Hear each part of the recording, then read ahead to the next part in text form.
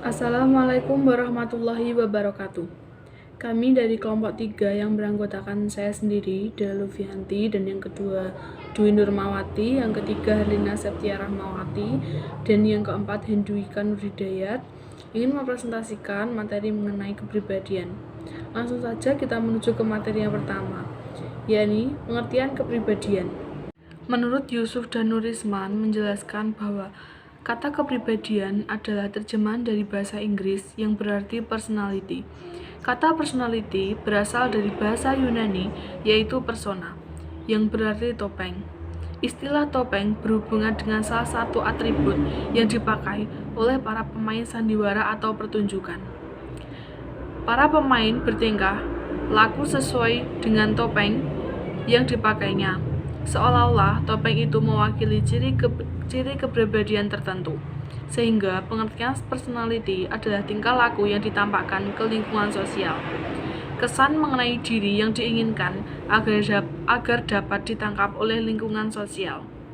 Kepribadian juga merupakan kesatuan yang kompleks yang terdiri dari aspek psikis seperti intelijensi, sifat, sikap, minat, cita-cita, dan seterusnya, serta aspek fisik seperti bentuk tubuh, kesehatan jasmani, dan seterusnya. Kesatuan dari kedua aspek tersebut berinteraksi dengan lingkungannya yang mengalami perubahan secara terus-menerus, dan terwujudlah pola tingkah laku yang khas atau unik. Kepribadian bersifat dinamis, artinya selalu mengalami perubahan, tetapi dalam perubahan tersebut terdapat pola-pola yang bersifat tetap. Kepribadian terwujud berkenaan dengan tujuan-tujuan yang ingin dicapai oleh individu tersebut.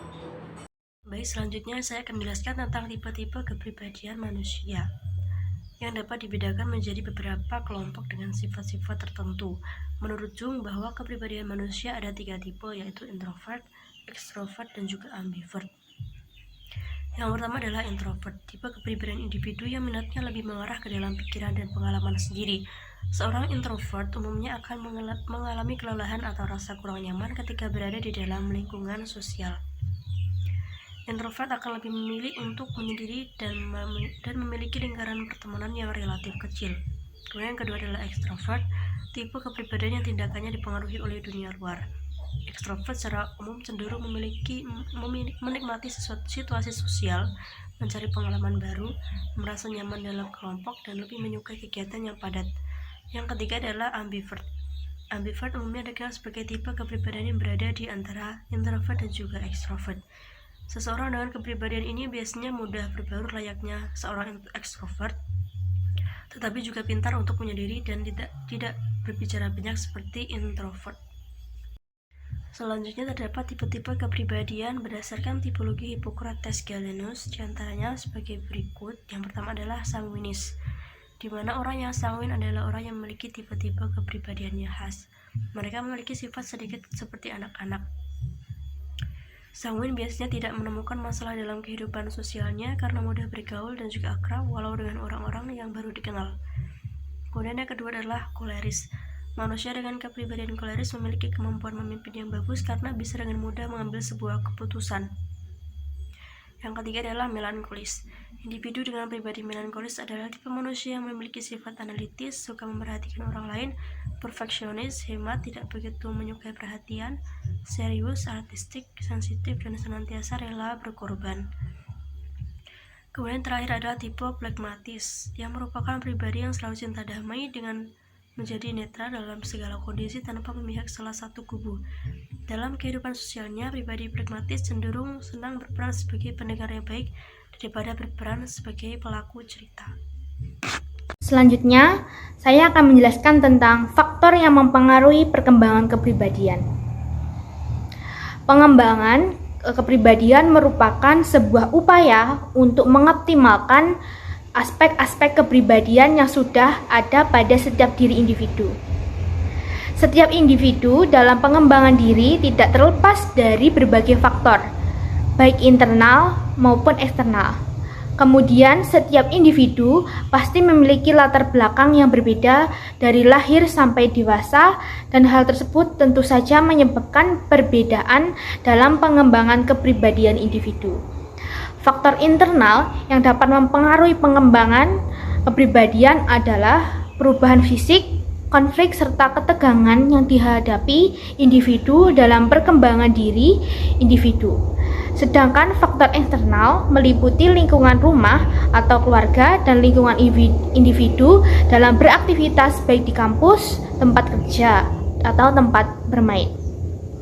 Adapun pendapat lain menjelaskan yang memiliki peran dalam pengembangan kepribadian seseorang dari segi biologis, lingkungan alam, sosial, dan pengalaman hidup dalam berkelompok sebagai berikut. Yang pertama ada biologis. Biologis berpengaruh pada perilaku kehidupan manusia, misalnya pada pembentukan sifat kepemimpinan, pengendalian diri, sikap, dan minat. Setiap manusia memiliki sifat biologis yang berbeda antara satu dengan yang lain. Walaupun pada dua orang lahir kembar identik, adanya perbedaan jenis kelamin, kecerdasan, kekuatan jasmani, kecantikan, dan sebagainya akan dapat berpengaruh pada perbedaan kepribadian orang-orang yang memilikinya. Dua, ada lingkungan alam. Proses penyusian diri pada lingkungan alam mampu mengubah pola perilaku masyarakat secara keseluruhan. Yang ketiga ada sosial. Kebudayaan manusia, alam, dan kebudayaan mempunyai hubungan yang sangat erat dan saling mempengaruhi. Sementara itu, kebudayaan sangat berpengaruh pada perilaku individu dalam pembentukan kepribadiannya. Manusia berusaha untuk mengubah alam sesuai dengan kebudayaannya guna memenuhi kebutuhan hidupnya. Yang keempat ada pengalaman hidup. Dalam kelompok, sebagai makhluk sosial, manusia senantiasa hidup dalam berkelompok-kelompok, seperti keluarga dan sekolah. Dengan demikian, kehidupannya akan dipengaruhi oleh kelompok tersebut. Hal ini mengingat setiap kelompok pasti memiliki norma, nilai, dan aturan sendiri yang berbeda dengan kelompok lain. Assalamualaikum warahmatullahi wabarakatuh. Selanjutnya di sini saya akan menjelaskan tentang konsep dan lingkup psikologi kepribadian. Sebuah teori kepribadian diharapkan mampu memberikan jawaban atas pertanyaan-pertanyaan sekitar apa, bagaimana, dan mengapa tentang tingkah laku manusia. Oleh karena itu, menurut Pevin, sebuah teori kepribadian yang lengkap biasanya memiliki dimensi-dimensi sebagai berikut. 1. Yaitu pembahasan tentang struktur, yaitu aspek-aspek kepribadian yang bersifat relatif dan stabil, menetap serta merupakan unsur-unsur pembentuk kepribadian. 2. Yaitu pembahasan tentang proses, yaitu konsep untuk menjelaskan dinamika perilaku atau kepribadian. 3. Yaitu pembahasan tentang pertumbuhan dan perkembangan, yaitu aneka perubahan pada struktur masa bayi sampai mencapai matangnya perubahan-perubahan pada proses yang menyertainya, serta berbagai faktor yang menentukannya. 4. Pembahasan tentang psikopatologis, yaitu hakikat gangguan kepribadian atau tingkah laku serta asal-usul atau perkembangannya. 5. Pembahasan tentang perubahan tingkah laku, yaitu bagaimana tingkah laku bisa dimodifikasi atau diubah. Kepribadian sebagai salah satu bidang studi empiris, bukan sebagai dasar untuk melakukan penilaian baik buruk, memiliki ruang lingkup atau batasan-batasan yang dirumuskan pada para teoris kepribadian, yakni 1. Kepribadian sebagai suatu struktur atau organisasi hipotesis, dan tingkah laku dilihat sebagai sesuatu yang diorganisasi dan diintegrasi oleh kepribadian, atau dengan kata lain kepribadian sebagai organisasi atau struktur yang menjadi penentu atau pengaruh tingkah laku. 2. Yaitu perlunya memahami perbedaan-perbedaan individu. Psikologi kepribadian mempelajari sifat atau kumpulan sifat individu yang membedakan dengan individu lain dan ditetapkan menjadi jelas atau dapat dipahami. Para teori kepribadian memandang kepribadian sebagai suatu yang unik, khas pada diri setiap orang. Pentingnya melihat kepribadian dari sudut sejarah hidup, perkembangan, dan perspektif kepribadian. Menurut para teoritis kepribadian merepresentasikan proses keterlibatan subjek atau individu atas pengaruh internal dan eksternal yang mencakup faktor genetik atau biologis, pengalaman sosial, atau perubahan lingkungan. Secara garis besar, ruang lingkup kajian psikologi kepribadian dapat dirumuskan meliputi unsur kepribadian, struktur kepribadian, proses dan motivasi kepribadian, pertumbuhan dan perkembangan kepribadian, psikoterapi, dan nilai-nilai psikopatologi,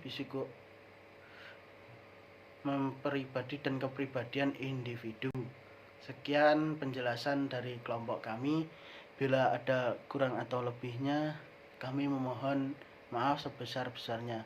Wabillahi taufik wal hidayah, waridho wal inayah. Wassalamualaikum warahmatullahi wabarakatuh.